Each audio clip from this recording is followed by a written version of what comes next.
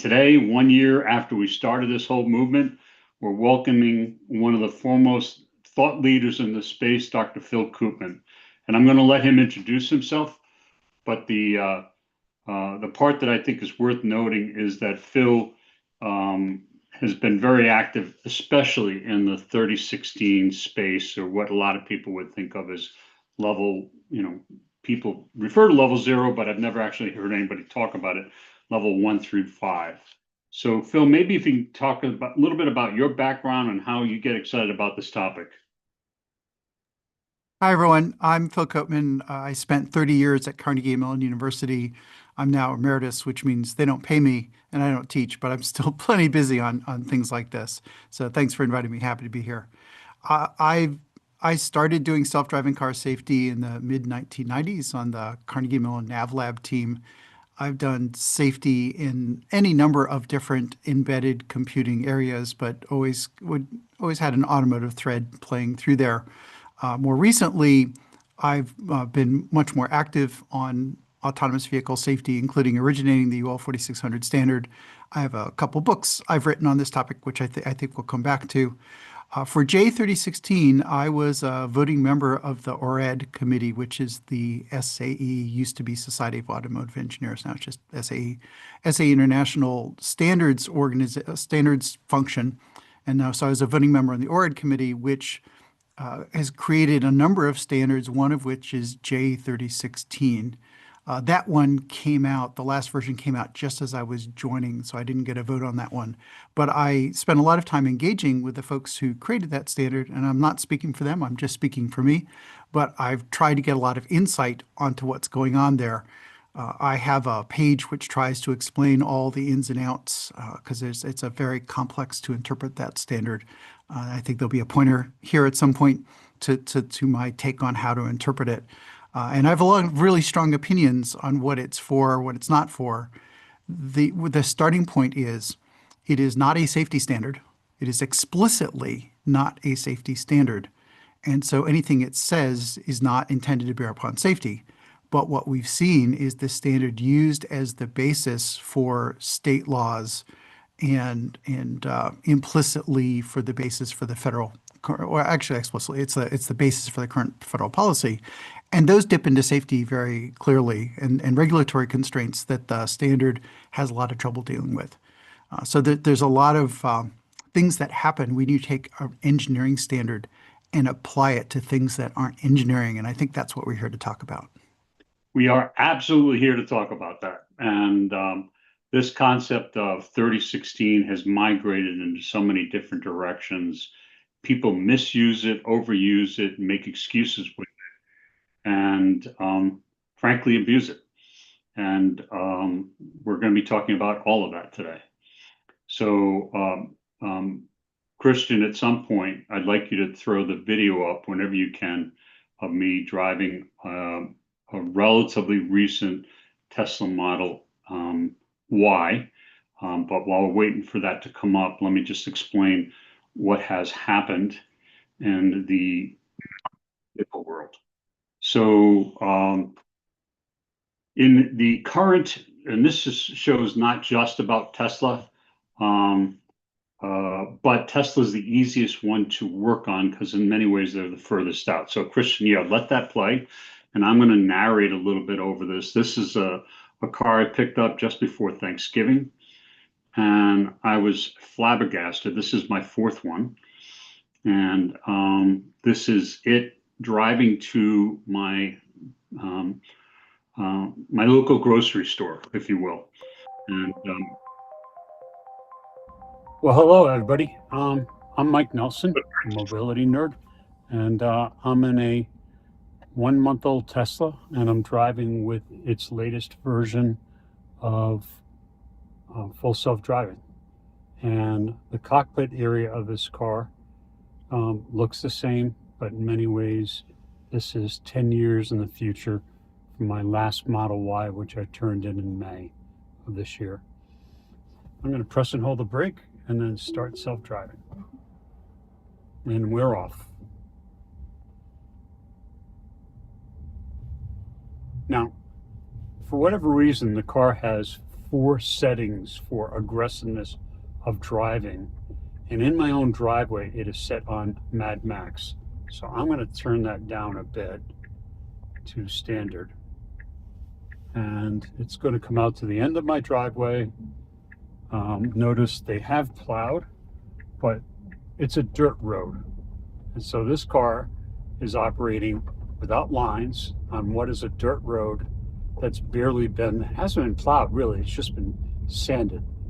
So this is this complicated intersection that we're going to be coming to. We're going to be going under an underpass for a highway through 81. That's a federal highway near the Scranton, Pennsylvania area. After we go under this highway, we're going to make a left, and then we're going to get on an entrance ramp onto Route 81.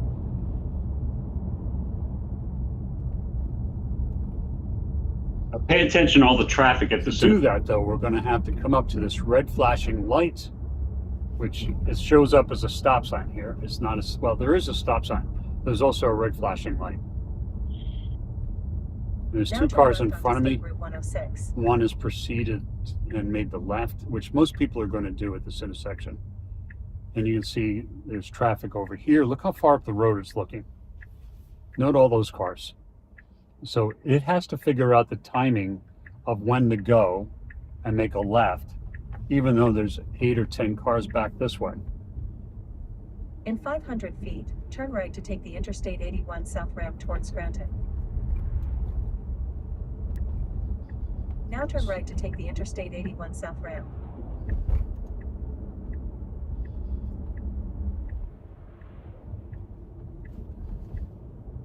Nice and smooth onto a highway. We're coming up on slower traffic. It should make a move to the adjacent lane. And there you go. That was without instruction from me. But you can see now we're going to make an exit off this highway. This lane will disappear. You'll see there's 2 vehicles stopped up ahead. There's a truck and there's a car. And they're waiting at this stop sign that you can see over here. But look at how curious all these roads are. So I'm number 3. 18-wheelers moving out. You have to be pretty aggressive when you're getting through the stop sign, because the traffic coming over your left-hand shoulder is usually flying. Now keep left to take US 6 West. In this case, no exception. There's a couple cars, and I think the Tesla's just moving ahead so you can see it, but it's managed it, and it's not taking me on the highway.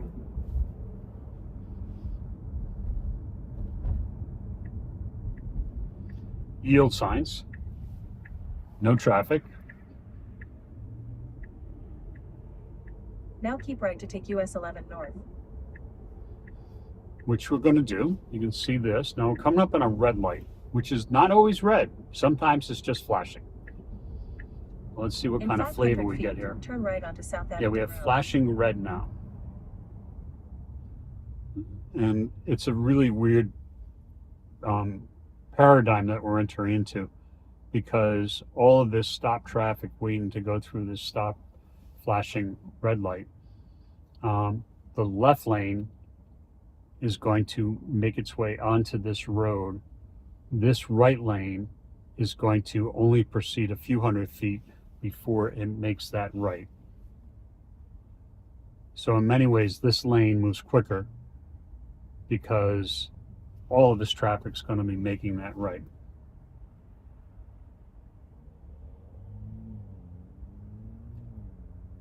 We're waiting for this BMW to take off. It has. We're ready to launch. And it's going to look for a place to park. I didn't tell it to park. I didn't tell it I wanted it to find a parking space. Now, this is wrong. There's an arrow telling me that it's a one-way around the parking lot kind of a thing, but it did it anyway. So now it's looking for a parking space, and it's really close to whatever that is. Uh-oh, this is my first time I'm ever backing in. But, and I've had accidents where it hasn't managed the parking that well, but that's pretty darn good. That's a vast improvement for what this looked like before. So, Kristen, thank you very much, and I'm sure everybody who's watching can appreciate why that's a timely video.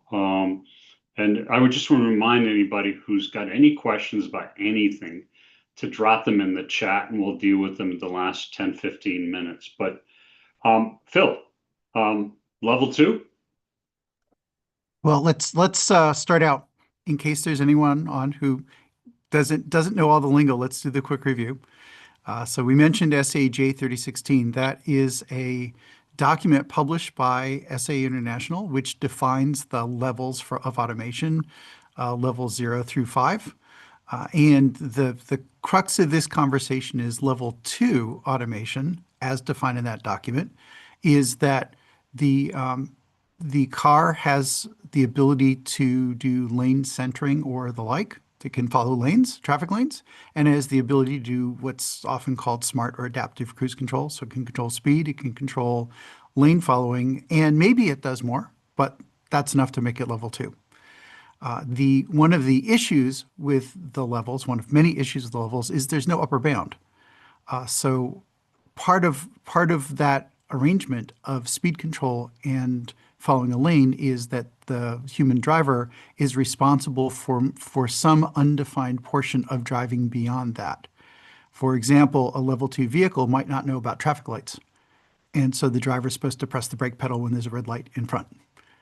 Or not, or maybe it does know about traffic lights, right? So it's very undefined. But level 2 in general is anything where the driver is expected to, and in the technical terms, and I'm going to paraphrase some things here. So my friends I retired from the committee, but my friends who are still on the committee, if they're listening, I'm sure they want me to be as rigorous as I can be. So I'll give it a shot. It is that the human driver is responsible for a portion for completing what's called the dynamic driving task, which is all the stuff you have to do to drive a car down the road, not trip planning, but actually driving. So the person is completing the DDT, dynamic driving task. And for example, if the car does not know about red lights, the person detects red lights. If the car does know about red lights, then the person's still doing something. So what's tricky here is you have a driving cycle where, and correct me if I'm wrong, but I think the impression is you didn't have to do anything. Is that fair? Is that the intended takeaway? My garage, down my driveway, down my dirt road, no lines, several intersections, several highways, off, find a parking space. So a Tesla fan might say you didn't have to do anything, but that's not actually true. And this is why this gets so tricky. It didn't look like you had to do anything, but your role, your task was to watch for something the automation couldn't happen. And in this particular drive, there was no situation the automation couldn't happen if you want to ignore the fact it went the wrong way on the arrow and you decided not to intervene, right? That's the kind of thing you should have watched for and should have intervened, but I understood the exercise was to let it do its thing, right? But that's actually a great example. You were supposed to notice the wrong way arrow and intervene. You chose not to. That doesn't mean the car drove itself. It means the car mostly drove itself, and you sort of fell down on the job of intervening when you needed to. Oh, so it's my fault. Now I don't know that you're getting a ticket for this one, but in fact, Mike, it is your fault, and that's the entire point. The entire point of level 2 is the driver's there to ride her in the automation and make up for any insufficiencies and correct any problems that occur when they happen. And if you have a ride where you get lucky and nothing bad happens and you don't intervene, that does not mean it was autonomous. It means you got lucky. And so your role is there to ride herd on the automation. And if you don't have to act, it doesn't mean the automation was perfect. It means you got lucky and didn't encounter anything the automation couldn't handle. And that difference is the difference between level 2 and level 4, which is a robotaxi that can drive itself down the road. Yeah, and you and I've talked about this many, many times. I Sure. did these We're role playing here. I know what you're doing. It's fine. talked about many, many times, but Yeah. on one of these voyages, I'll call it, this car started off doing that exact same drive, and then its intentional destination was the Upper East Side of New York City on Christmas Eve day, with tons of people all over New York City. It chose to go over the lower level bridge of the George Washington Bridge. It chose to go down the West River Drive instead of going down the East River Drive. It chose to go through Central Park. It found my son's apartment building. It pulled into the garage of my son's apartment building. So let's get into what is, besides the description you've given us, Phil. Level 2 can be very simple. It can be adaptive cruise control, where it's maintaining space with the vehicle in front of it, and then lane keeping assist or lane centering, depending on what the manufacturer is calling it. Lane centering and lane keeping assist somewhat different, but staying in the lane. Yeah, That's lane centering is the better term, because there's ones that act sort of like that bounce you off the lane, and that isn't it. It's that it's sustained control of steering. That's the definition. So lane centering is the term we should use for that. Yeah, here we have so much more going on. And I point out there's no upper boundary on what a level 2 car is. But I mean, I'm not sure how you would characterize it. I would say this is well beyond what level 2 is, but since you express it as it has no boundary, then my premise doesn't work. Well, to be clear, there's a boundary. The boundary is when there is no task, where there is no portion of a task left at all for the human, it becomes level 4. Right? We're skipping level 3, which is a different beast. Okay.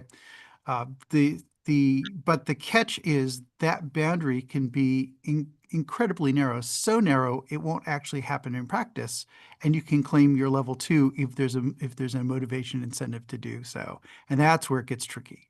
Well, let's assume magic happens in the next year, and this car somehow is retrofitted so that it drives on water. Okay. I don't think anybody's thinking about that. But I think the way you define it is this would still be a level 2 car until it hits the water. And then it is whatever you want to call something like this. Well, level 2 has a thing called an operational design domain, an ODD. And all the level 4 has one as well.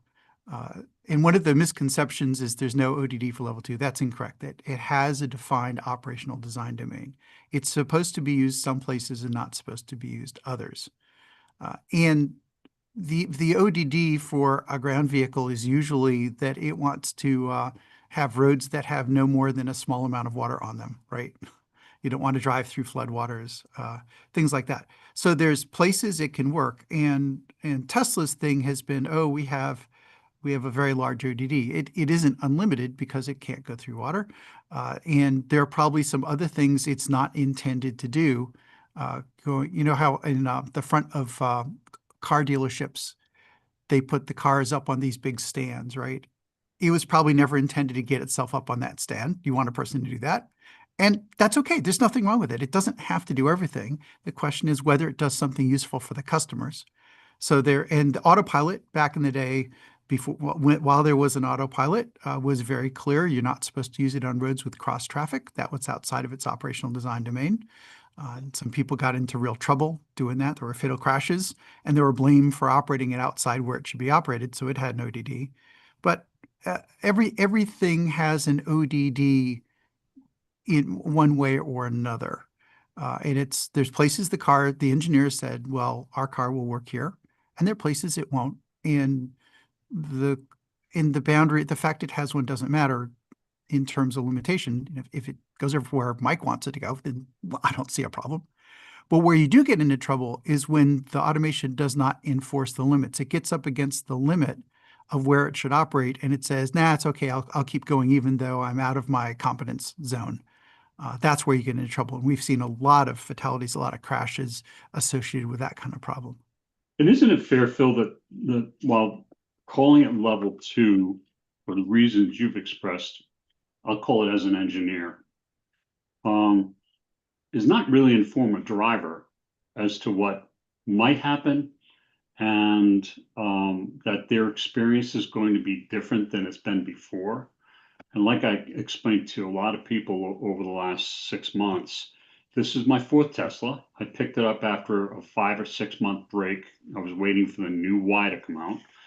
And then all of a sudden it did all this stuff, and I don't have to touch the steering wheel anymore. It's not like I received advance notice before I got the car. In fact, when I got to the dealership, they said, there it is. Go put in your destination. I did. And then it drove about 2.5 hours from the Tesla store to my home without me touching a single control. That was vastly different than the Model Y I had a few months before that. So the engineering part of this, you can sort of say, okay, wait a minute, there's no upper bound on level 2, but there is a different driving dynamic for anybody who's driving this type of car, like I was, a 2016 Model S, and now 3 iterations from that to this car, completely different animal, which they have all been cast as level 2s. Well, yeah, so let me try and be a little more precise. The upper bound is when you don't have to have a driver, but as long as you have to have a driver, then anything goes. There's not, people say, well, there's level 2 plus and level 2 plus plus, and J3016 very clearly prohibits that terminology, even though people are using it.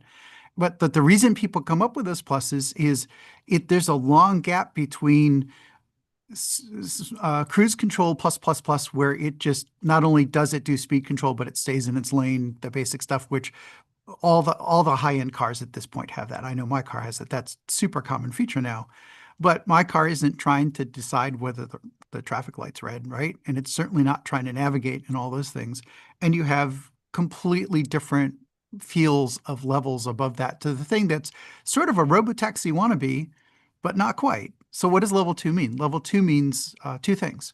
The first thing from an engineering point of view is we expect there to be a driver there to take over, to notice when something's wrong and take over if they have to. Whether they do or not is a different question, but in principle, the driver has to be there to take over because there might be something the car can't handle. Let me And interrupt that for a second, Phil. yeah, good. It's not so much, in my view, that well, my view is human beings generally cannot take over. Oh, we'll get there. We'll get there. Yeah. Adequate time. The engineering rationale is as long as there needs to be a human to take over, it's level 2. And the consequence, the second part is in level 2, the human's there to get blamed when something goes wrong. Right? That's the legal side, because you got an engineer and a lawyer here, so that's the legal side. Now, where you end up with, though, is exactly what you said. There's a paper from decades ago called "The Ironies of Automation," and it gets revisited, which basically says a couple things. One is the better the automation is, the worse you are at dealing with when something goes wrong, right? That's it. And by the way, the second thing is if you're letting the automation do all the work, your skills degrade. So when you have highly capable automation like the kind you showed in that video, it's very hard to pay attention. It's going to take you longer to react when something does happen. And by the way, since you stopped practicing driving every day, your driving skills are degraded. And what does the car do? Well, you need to notice something's wrong and jump in just when things get really hairy, just when the car can't, it's so bad the car can't handle it. And now you're supposed to jump in and save the day. And by the way, you haven't actually driven in weeks because you've been letting it do the driver for you. And that is the safety issue with this technology, that package of things. Yeah, and we could spend all day talking about human factors, and perhaps we'll touch on that a little bit. But when I first had these experiences with these cars, I was calling the 5 or 6 people I really respect in this field and saying, oh my God, you can't believe it. And I was describing this, and I think the description's apt. Phil's not going to agree with it, but I think it's a better description. This car is a level 4 minus. Because while we can say a driver's supposed to be there, you no longer have to touch a steering wheel on this car. That was a big, that was a big connection to that was the driver management system. Now it's a camera that sits above the rearview mirror that's watching me. And if I pick my cell phone up and I don't have to pick it up very far, it will give me a message to pay attention. But it's not like it stops the automation and takes me out of the automation. But there's some sense of what you're doing in the car that satisfies the car that you're paying attention. Now, for those of you who just So Mike, let me jump in. I'm not going to disagree as much as you think. This car is indistinguishable from a level 4 test vehicle okay, because the difference between a level 2, I'm sorry, between a level 2 plus plus, which isn't really defined in J3016, but a high-end level 2, the distinction between a high-end level 2 and a low-end level 4, where it's not perfect, so it needs a person to help it out, is the design intent of the manufacturer. So the standard says whatever Elon Musk has in his head when he wakes up this morning defines the level of a Tesla. That's really what's in this in the guidance document. It's I don't want to get into standards and things like that, but in the guidance document, it's whatever the manufacturer decided. So the manufacturer can decide to call it a level 2 one day and decide to call it a level 4 the next day, and the standard allows them to do that. and that's exactly what's going on. I mean, Yeah. whenever Elon gets up and talks about what his car is doing, he describes that journey that I had to New York. Like, Yeah. it did it itself. And then when his legal team and his engineering team and they decide to pull the reins on, they say, we're still level 2. That's a marketing statement, but it turns out J3016 allows you to use that statement as a basis for declaring level 2, which is exactly what they do with regulators. Now, why would they say it's level 2 to regulators when they want to say it's level 4-ish, level 4 minus to investors? Why would you do that? Well, it turns out in the US, in all the state laws and the federal guidance and everything else, levels 3, 4, and 5 are regulated and level 2 is not. So if you say it's level 2, you evade all the regulatory requirements on robotaxis while you can tell people you're selling them kind of sort of a robotaxi. And this is one of the cars where Elon Musk has identified it as a potential robotaxi. Well, they're Using it on they're also, using the same platform as a robotaxi development platform in Texas, Yeah. right? It's a almost certainly a modification of the software, but not a major redo. It's supposed to be a tweak, but we don't know exactly what the deal is. But there's no reason to believe it is not the same underlying technology and almost the same software. and in Austin, and we've heard that they're going to be coming out with a level 5 car with 2 people in it. A level 5 doesn't actually mean anything useful. So Yeah. level 5 means the operational design domain is so large, it's what people could handle, whatever that means. So it's just a level 4 with such a big ODD, most people won't notice the limitations. That's the way to think of it. Okay, so when we first decided to talk about this again, and this is the third time you've been kind enough to show up and talk with us on this topic or these topics. Is there any use to this taxonomy right now? J3016. So the levels. So J3016 has 2 things. It defines a bunch of terminology, but it also defines the levels. So the terminology has a lot of interesting uses, but we're just here to talk about the levels today. Just again for my friends who do that standard to be clear. I think the levels still have some relevance from the engineering point of view because it talks about whether a computer or human is in charge of being the final authority on driving decisions or taking over if something goes wrong to move the vehicle to the side of the road. It talks about these sorts of things, and those concepts are useful to have. I think from a regulatory point of view, it's taking us down the wrong path because as an engineering document, the assumption for any engineering document is that folks are there to make the stuff work. It's not a safety document. It doesn't purport to be a safety document. But regulators are using it as a safety document, and they're using it as a regulatory document. And one of the differences between the regulatory area and the engineering area is in engineers, people are there to make it work. And in regulations, people are there to chase incentives. And if there's an incentive to game the regulatory language, they will do so because there's an incentive. And there's this thing called the level 2 loophole, which is you can define a high-end level 2 to evade robotaxi regulation. And let me give you my favorite example. And this example is absolutely ridiculous. And I'm giving you a ridiculous example to prove why this standard doesn't really breaks when there's an incentive, a regulatory incentive. You could say FSD, so you could have Tesla FSD, and it does all the things you said, and it does it perfectly. Like, really, no kidding, perfectly. You never have to intervene. We're not there yet. And they intentionally omit one thing from the training data.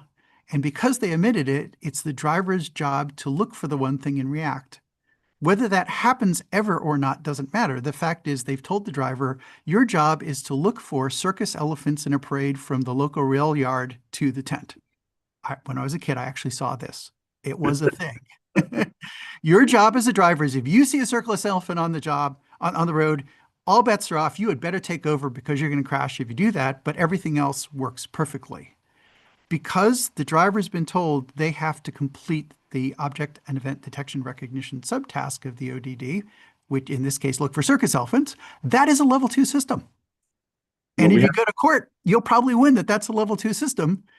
But for all practical purposes, because I don't think they do elephant parades through downtown anymore, it might as well be, that's a level 4 minus, right? Yeah. That's where you're going. And so and that may sound ridiculous, but if you're talking about the legal system, and I'll let Mike the lawyer chime in a second. If you're talking about the legal system, the law is the law, and if you find a loophole to go around it that's according to the law, you win. Well, so here's Mike the lawyer's perspective on this. And it's really a weird dynamic driving this car now.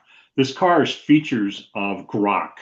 So right beside, you can put it into level 4 minus. I'm going to use my term, okay? And you can put in full self-drive. Right beside that is a button that will let you talk to your navigation system. But more importantly, if you hold it longer, Grok comes on and asks you questions. So my last drive back from New York, it's about 2 hours. I debriefed Grok. One, I said, Grok, are you a distraction to me in this car? I'm more likely to be distracted talking to you than I would be a human being. Grok agreed with that premise, which is kind of weird because that's part of the X platform and Elon Musk platform. But two, we started going through thought experiments. And I said, Grok, I want you to picture there's an orange box in front of me, 200 yards away, 2 feet by 2 feet by 2 feet is pure daylight. Nothing impedes my seeing it. Is me as a human being, is me in a full self-driving Tesla, or are either one of those things going to avoid this box if I'm doing 60 miles an hour? And Grok came back and said, no, neither one of those are going to result in you stopping this car or the car stopping itself. And I said, well, what about automatic emergency braking? And they said, automatic braking could come in, but it's probably not going to stop in time to stop for that box. So when I talked with Phil about that a little bit, Phil said, oh, one of my books talks extensively about the human factors part of this. So Phil, if you can maybe just give us a little bit of a tease on what I was just talking about. Sure. There's one of my books is called Embodied AI Safety, and it uses robotaxis and autonomous ground vehicles as an example, but it's actually about a lot more. It's anytime you put AI into a system that can control the outside world. So humanoid robots, factory equipment, mining, agriculture, all this stuff, embodied AI safety. And my take is, in order to understand embodied AI safety, to build these systems and really understand them, you need to know 4.5 things. You need to know safety engineering. You need to know security engineering. You need to know how AI works, but you also need to know human-computer interaction.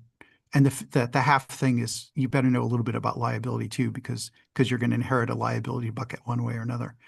And the human factors goes back to one of the central things is there's a thing called perception reaction time.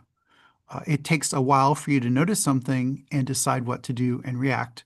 You can improve perception reaction time by being young, by being, 20-year-olds. Twitch, there's a reason young kids are better at video games naturally, right?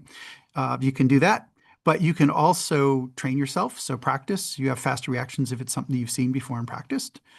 You can also improve the effective perception reaction time by expecting what happens next. So older folks actually have a lower fatality rate in crashes than young folks. There's a reason rental car companies won't rent to people under 25. They're scary, scary dangerous on the roads. And the age where Mike and I have, we're actually the best, we're actually the lowest risk driving.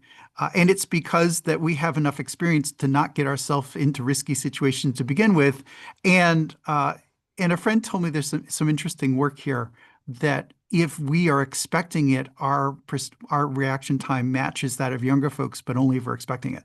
And if something comes out of the blue, they can react faster than we can. But we're so good at expecting, things that it's okay. And there's some mistakes where quick reactions won't help you.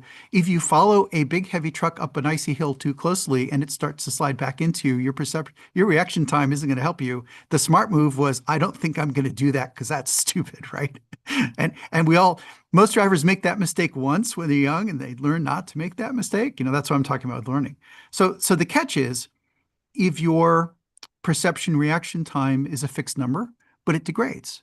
And we're back to the ironies of automation. If the car is driving itself and you become complacent and bored and distracted, your perception reaction time lengthens.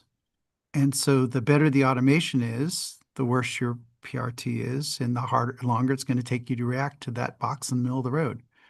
So that's why the better this technology, the worse your perception reaction time, and the harder it is for you to react when it makes a mistake, which, by the way, you get blamed if you don't react instantly. So Mike, I have a couple, I'll call them legal reactions or common sense reactions. One, it is impossible or virtually impossible for a human being to act as a proper safety driver because you don't have enough time based on the circumstances you're involved in to make the proper move, because it is that PRT time, which is just the beginning, that starts the clock, right? Yeah, there's a little more to it. So I'm agree with that, but let me go a little bit deeper. People have trouble paying attention for more than about 30 minutes to rare events. And that data goes back to 1950, Right. just post World War II, that after 30 minutes, people have trouble paying attention to a boring task. And so what does that do? It makes them actually just miss things. They will just not see it at all. But if they do see it, because they've sort of zoned out, their perception reaction time lengthens. And so that's a problem with any. People are terrible at watching boring automation. And the whole premise of level 2 is let's do some boring automation and blame people when they're not good at monitoring it. And after 30 minutes, nobody's good at it. It's not moral fiber. It's not lack of good character. It's not you didn't read the manual. It's not you're not taking it seriously. It's called being human. Humans just suck at that. Let me grab the stage for just a second, Phil. So Sure. from the standpoint of a lawyer, I hear this all the time, and in many ways, I've become the least favorite person to have in some audiences. What people will gloss over is under J3016 at level 2, the human being is responsible if the car gets into an accident. It's a very glib statement about what level 2 is. Level 2 is you have a responsibility to stay alert and to intercede, but it doesn't mean it's possible. But you have this job to jump in and try to help. Now, that's called a takeover response. And as much as I've studied this, for all the reasons Phil just got into, the longer you drive this car, and I want to speak to that in a minute, and we're not just talking about on that drive, it's several days of driving. The longer that is going on, the slower your PRT is. And again, that's the personal response time. Now, but that's the effective PRT for that environment, to be clear. And it depends. So this idea that if I can tell you after having many hundreds of experiences with Tesla, everything is the human being's fault. If you write to them and say, your fault, they say, nope, you remain responsible. And every car manufacturer basically echoes that kind of point, and that's just fundamentally not honest. It's not real. Well, Now, I do want to layer into this drive. let me put an example on that, Mike, because this will help. They're basically demanding you be superhuman, right? But let me give a really concrete example. Let's say you have a car that says, I stop at red lights. I'm basic level 2, but I've added one function, which is I stop at red lights for you. That's all I do. Okay. And you're driving down the street, and when the feature first comes out, it misses half the red lights. Well, guess what? You're paying attention because it's blowing by half the red lights. Right, All right. But right. then a couple years later, they get it good, and it you do 999 red lights, and it sees all 999. Are you even watching the red light when it hits number 1,000? That No. no, Of that course you're not. That's human nature. You've been trained probably after about the first 20 or 50, certainly within 100 red lights, you've been trained that this thing works and it's reliable. And so you're not paying attention anymore. Then guess what? On that 1,000th red light, you're going to get blamed. I'm not a lawyer, but that's halfway towards entrapment. I mean, come on. Of course that's what's going to happen. and these materials that companies like Tesla have put out and tell you you're responsible for this, in Yeah. many ways are misleading. Yeah. Because don't worry, you'll be able to step in and control this when in actuality you can't. But Well, there's one people point, can't do that. It's an unrealistic ask. That's what it boils down to. and along those same lines, and you talked about, the longevity of you being in this environment. Um, I'm going through the most complicated roads. New York City roads are as good as they get from the standpoint of complexity. I don't even Yeah, remember. Pittsburgh says hold my beer, but I've lived in both. Yeah, I get you. I literally don't remember the trip when I'm done. So, what's the first thing a police officer asks you? A lawyer asks you, the jury wants to know, the insurance company wants to know what happened. It will really dim the amount of recall you have about the accident Well, because you weren't watching it, you weren't counting the red lights. well, you weren't paying attention is what you weren't doing. That's automation complacency at work. Yeah. Right. Now, and that most of us who've driven a lot have had the experience that they did the trip and they sort of don't recall it after the fact, and that probably means you probably weren't paying as much attention as you should. But another way to look at it is try if you're driving and you get someplace, you can probably recall how to get there. If you're a passenger, it's really tough to remember the directions because you're not forced to pay attention every single second. And actually, that's been my experience is that I'm no longer paying attention to the directions because I don't Yeah. have to. And Yeah. so I mean, it's a wonderful experience to have this car taken to New York City and you're just a passenger, but you're really not. Well, you're a Um, passenger who's going to get blamed if there's a crash. I mean, that's what it boils down to. Yeah. Mentally, you put yourself in the passenger bin, and that's a problem if you're still going to get blamed. so let's put you in the role of of God here, Phil. What do we do with J3016? Or do we put a big asterisk beside it and say, this is engineering and we're not telling you this is how it works? Or how would you fix this? Well, I've told the folks at J3016 at ORAD what I think, and they listen, and they're going to do what they're going to do. But the organization is full of engineers. They're not there to worry about lawyers. They're there to worry about engineers, and I respect that, and that's okay.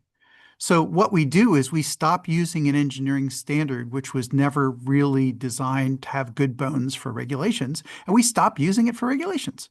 So California state law has J3016 baked in by name. That's got to come out. And instead of looking at the engineering decisions, we have to look at, well, if you want to use this for responsibility, we have to look at the responsibility angle and not the engineering angle.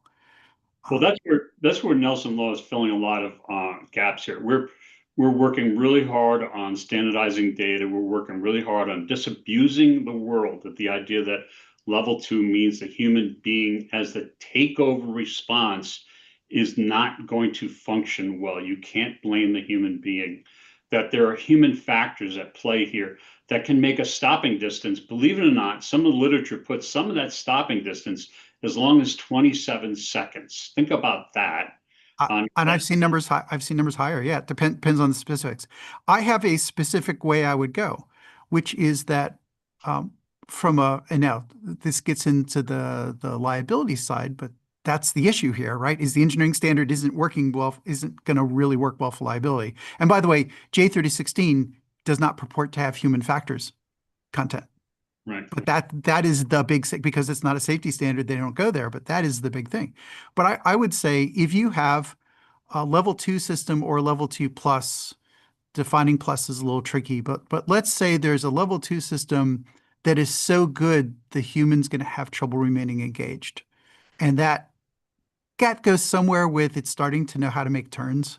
It can follow the directions for you. It knows about traffic lights. Somewhere in there, you're going to stop paying attention.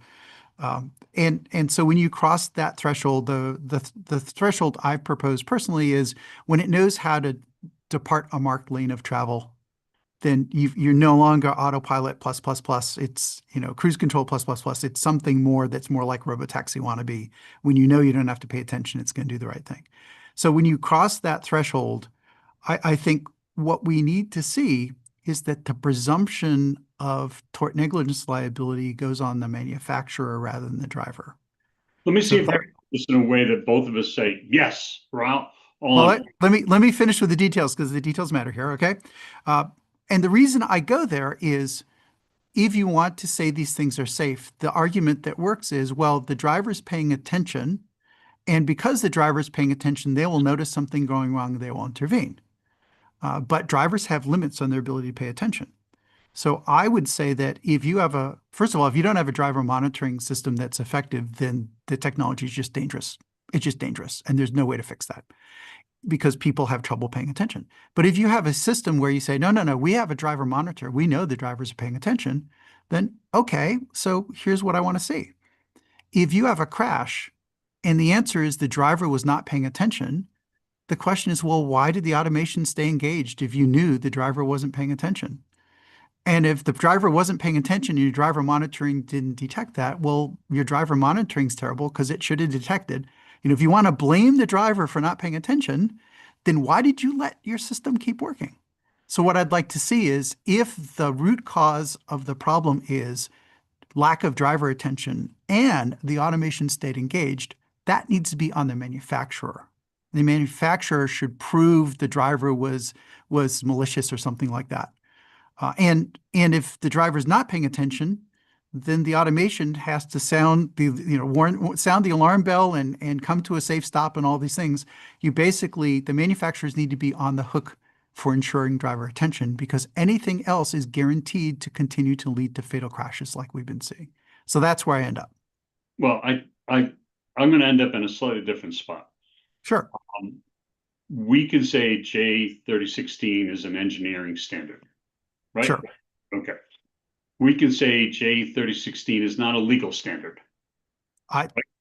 It says on its cover that there's some intent to do that, and it's been baked into laws, but I don't think it passes muster as a legal standard. And I have lawyer friends who will say the same thing. Count me among those friends. Okay. And then we can agree that the car should monitor whether or not the driver's paying attention. But even if the driver's paying attention, the driver cannot intercede in many instances. Well, there's limit. You have to respect the limits, right? So is the driver paying attention to mitigate the hazard? And there's some degree of some hazards which you can't mitigate. So automatic emergency braking is a classic where you get phantom braking, where it just jams on the brakes hard. Nobody can react fast enough to mitigate that. And that isn't a driver fault. That ends up being a product defect is what that ends up being. Right. Well, we've got a lot of people chomping at the bit to get some questions. And sure. So Dirk, if you can maybe read a couple of those. I noticed one that I want to just address because I think we sort of glossed over it and it called us out, and that's good. So thank you for that. The difference between level 2 and level 3. So why don't I go there? Go ahead. Yeah. So level 2, the way J3016 looks at the levels is there are two pieces to the driving task. One is the normal driving, and what is if something goes wrong, how do you get your car to the side of the road? There's technical terms. I'm not going to go there because it's just, there's no point. There's normal driving, and then there's what do you do if there's a problem? Level 2, normal drive, the car does its best. The automation does its best at normal driving and may or may not, and doesn't really have any responsibility for what happens when something goes wrong. That's all on the person. In level 4, so I skipped one. In level 4, the computer is in charge of normal driving and the computer is responsible for pulling to the side of the road. There doesn't even have to be a person in the car. Level 3 is halfway between.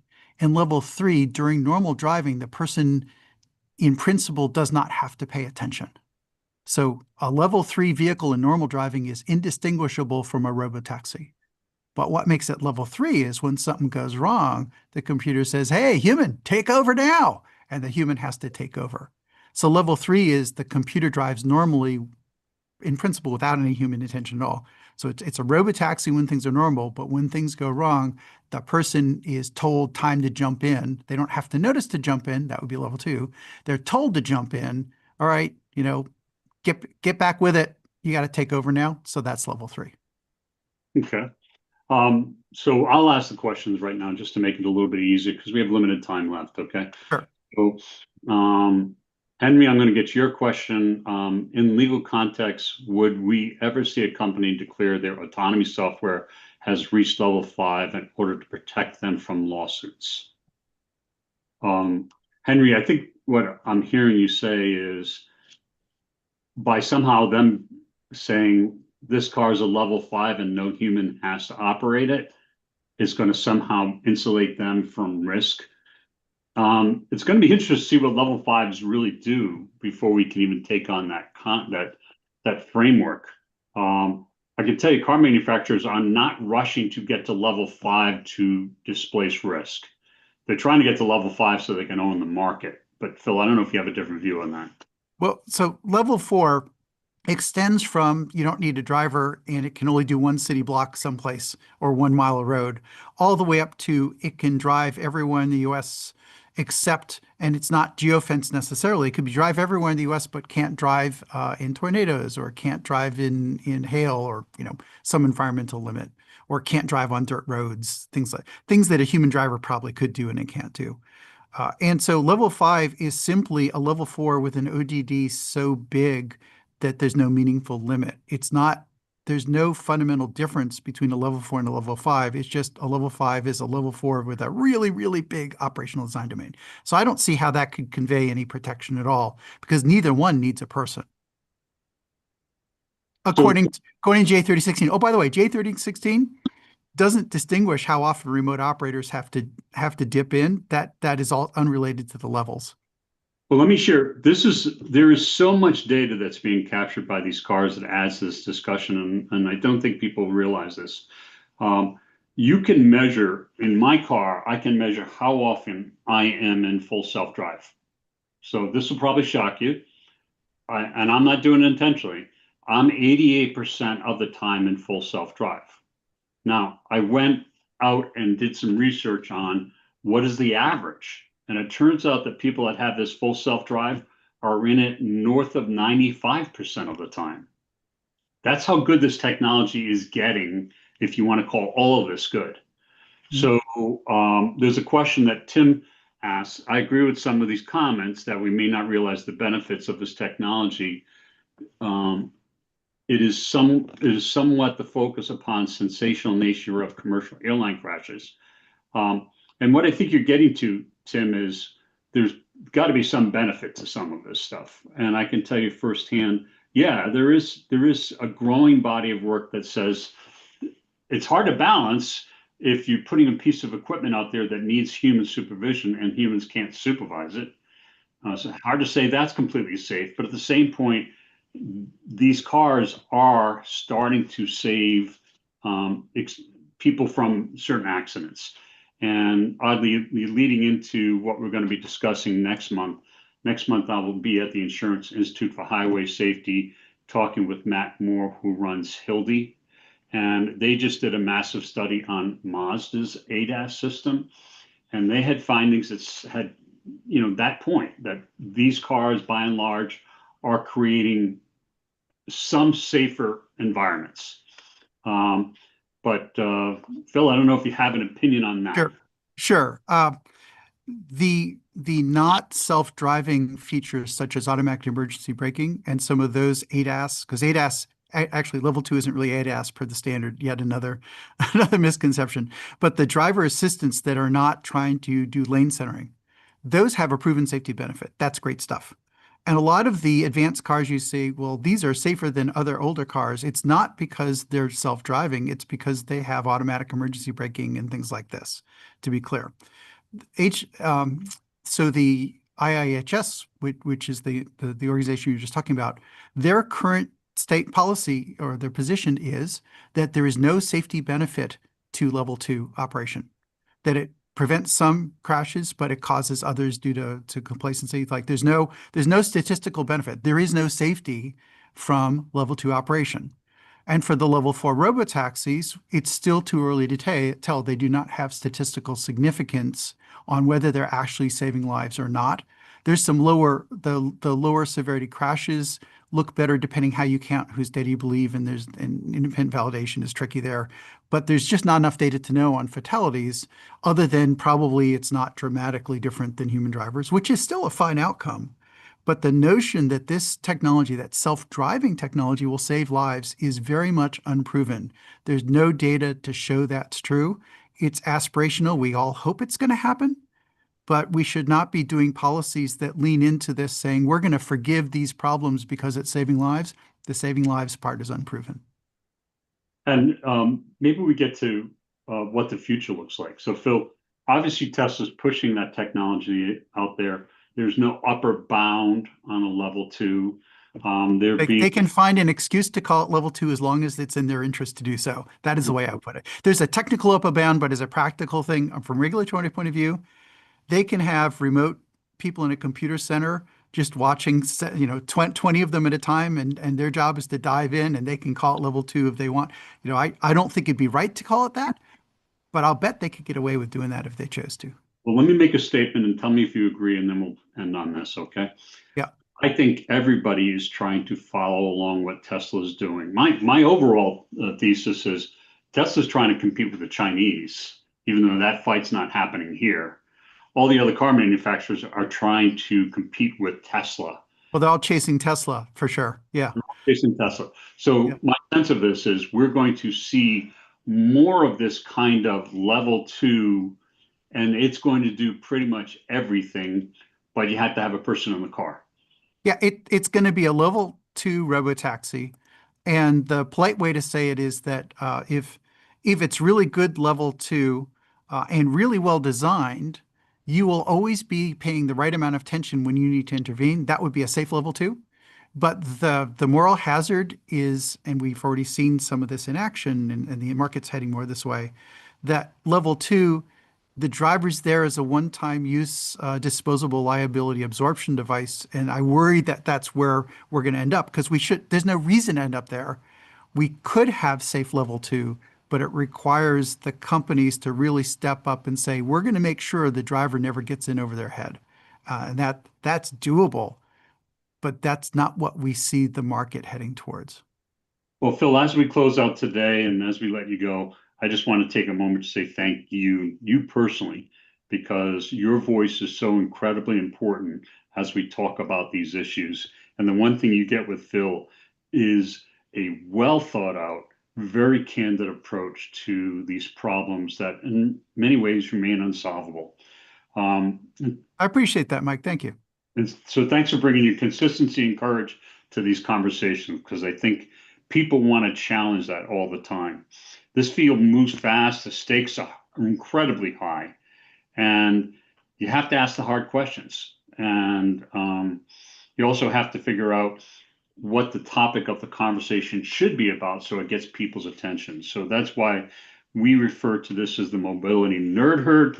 Not to insinuate everybody's a nerd, but frankly, I think everybody's sort of proud they're a little bit of a nerd in this space. But the herd is a double entendre. It's a group, and it's hearing what's going on. And so through this curated knowledge, we hope to keep informing public policy and regulators and car manufacturers. My takeaway on all this is human beings cannot be the safety driver. It is virtually impossible. So in the 1 in 100 times that works, that's a miracle. We should stop it because it's not strong enough to say they are the ones that will be able to save us should a contingency happens that is life-threatening. It is silly to argue that human beings are the part of the loop that will catch the problem. So, Phil, closing last words. I go along those lines. It should be on the car companies to make sure the human can intervene when they need the human to intervene, and asking for them to notice something bizarre and react quickly to an unstructured situation they've never practiced when they're zoned out is unrealistic. It's not going to happen. So I think we need to have more accountability on the part of the manufacturers to pressure on them to go in that direction instead of trying to blame the human. I think that's the biggest challenge of how we get there. Well, Phil has 2 books out that I really think anybody who's serious in the space should read through them. And Phil's a funny guy, and it comes through in his reading. So this is not dry engineering stuff. It's really enjoyable if you care about the space to crack his books and refer to them often. To the rest of the herd, we'll see you next month. We'll be broadcasting from the Insurance Institute for Highway Safety. Thank you for your attention, your time, your energy, and your questions. As always, we'll see you next month. Thanks.